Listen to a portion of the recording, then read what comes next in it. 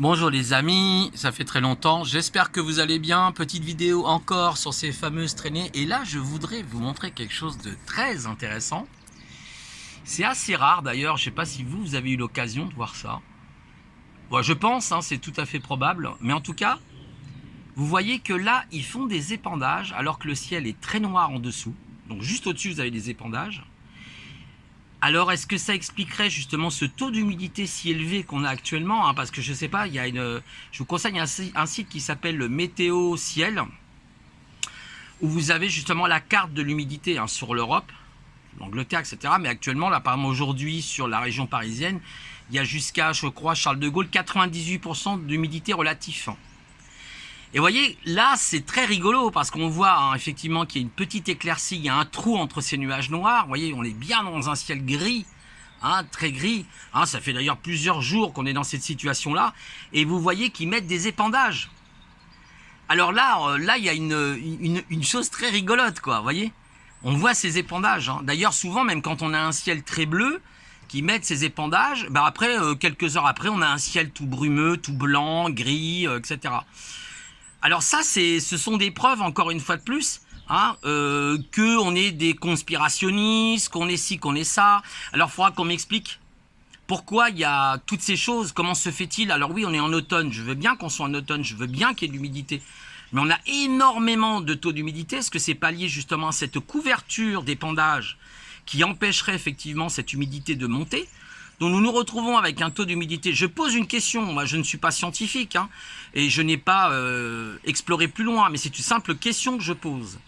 Voilà, donc vous voyez bien comment on se fout de notre gueule, à quel point on se fout de notre gueule.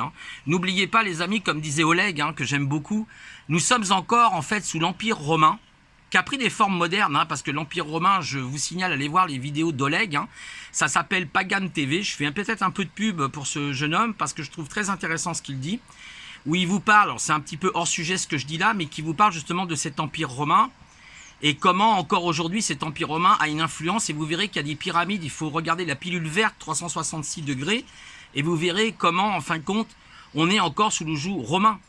D'accord, voilà, nos politiques, tout ça, ce sont des empereurs, Jules César ou ce que vous voulez.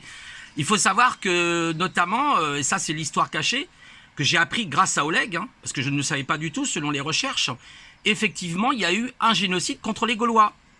Alors, s'il y en a parmi vous qui sont des Celtes, qui sont des Vikings, parce que moi je me revendique de l'être, voyez, on nous remet tout ça sur le dos, comme d'habitude. C'est toujours la même histoire, voilà. Donc c'était pour vous parler de ce que je vous ai parlé au départ, de ce qu'est Chemtrail, et voyez bien que le ciel est bien gris, bien chargé en humidité, et là évidemment on a ces fameux épandages qui se découvrent là, c'est très surprenant, ça c'est bien, c'est la première fois que je filme ça comme ça. Voilà, c'était une petite vidéo très rapide, en tout cas je vous souhaite de bonnes fêtes de novembre, etc. Et puis j'espère refaire rapidement un live, je ne sais pas quand exactement, parce que j'ai aussi pas mal de choses, et puis j'étais aussi malade, pas très bien, j'ai aussi des problèmes de santé.